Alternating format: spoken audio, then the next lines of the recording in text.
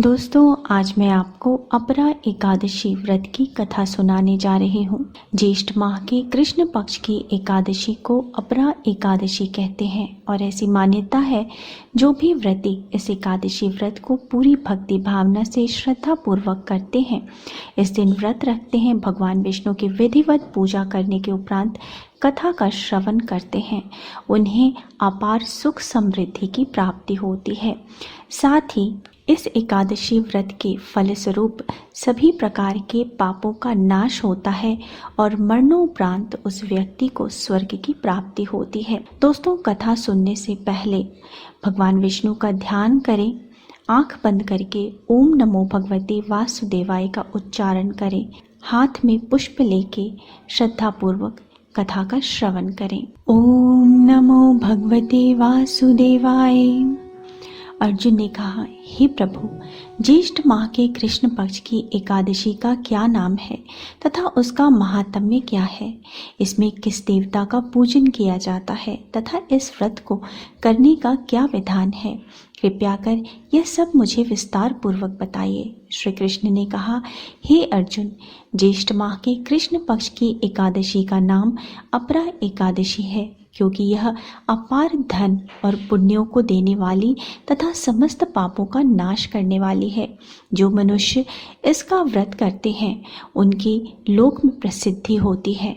अपरा एकादशी के व्रत के प्रभाव से ब्रह्महत्या, प्रेत योनि, दूसरों की निंदा आदि से उत्पन्न पापों का नाश होता है।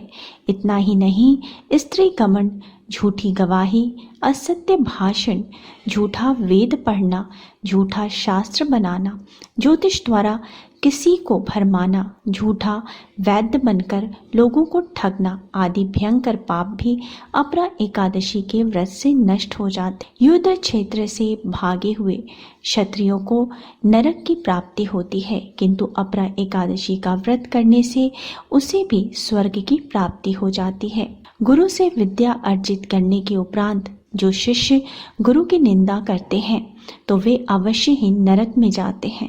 अपरा एकादशी का व्रत करने से इनके लिए स्वर्ग जाना संभव हो जाता है। तीनों पुष्करों में स्नान करने से या कार्तिक माह में स्नान करने से अथवा गंगा जी के तट पर पितरों को पिंड दान करने से जो फल प्राप्त होता है, वही फल अपरा एकादशी का व्रत करने से प्राप्त होता है। बृहस्पति के दिन गोमती नदी में स्नान करने से, कुंभ में श्री केदारनाथ जी के दर्शन करने से तथा बद्रिकाश्रम में रहने से तथा सूर्य ग्रहण एवं चंद्र ग्रहण में कुरुक्षेत्र में स्नान करने से जो फल सिंह राशि वालों को प्राप्त होता है, वह फल अपरा एकादशी के व्रत के समान है।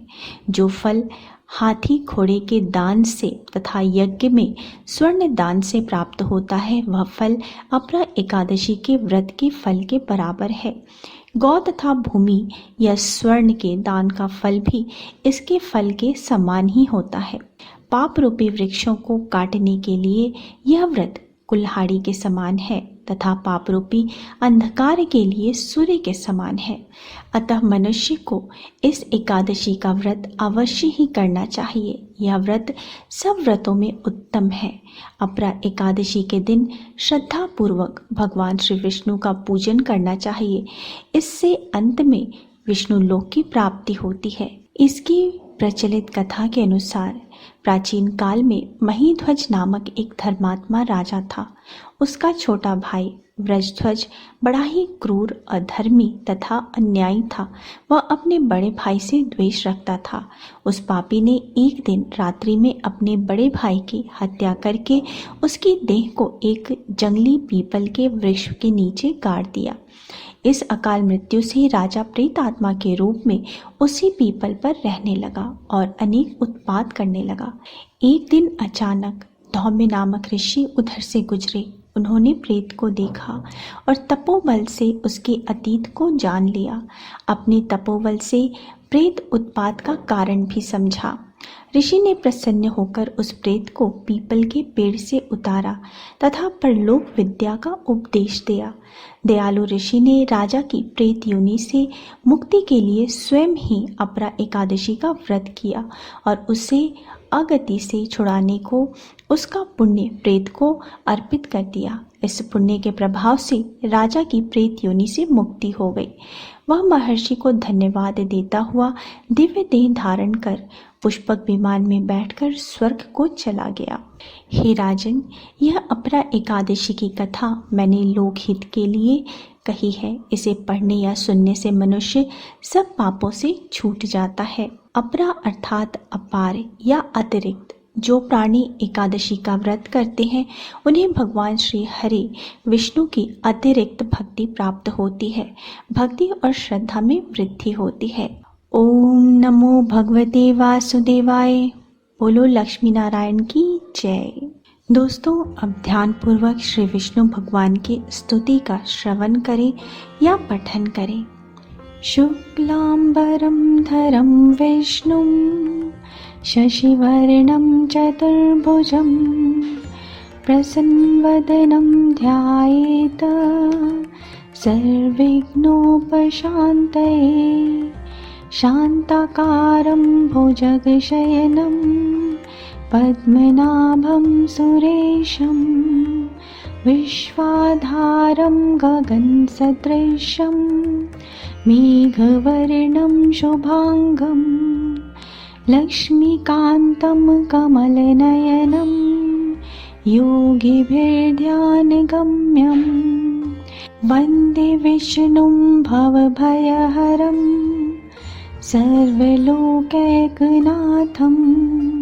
औषधे चिन्तये विष्णुं भोजनं च जनार्दनं शयने पद्मनाभं च विवाहे च प्रजापतिं युद्धे चक्रधरं देवं प्रवासे च त्रिविक्रमम् नारायणं तनोत्यागे श्रीधरं प्रियसङ्गमे दुःस्वप्ने स्मर गोविन्दं सङ्कटे मधुसूदनं कानने नरसिंहं च पावके जलशयनं जलमध्ये वराहं च पर्वते रघुनन्दनं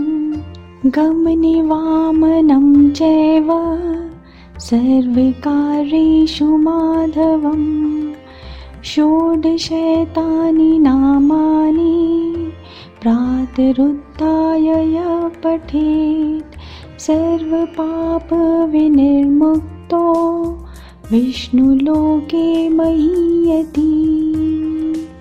ओम वैष्णवे नमः। दोस्तों, अगर आपको मेरा आज का वीडियो अच्छा लगा है तो वीडियो को लाइक कर दीजिए, फैमिली एंड फ्रेंड्स के साथ शेयर कर दीजिए और मेरे चैनल को सब्सक्राइब करना मत भूलिए। मिलते हैं अगले वीडियो में। तब तक स्वस्थ रहिए, सुरक्षित रहिए और अपना बहुत बहुत ध्यान रखिए। जय माता दी।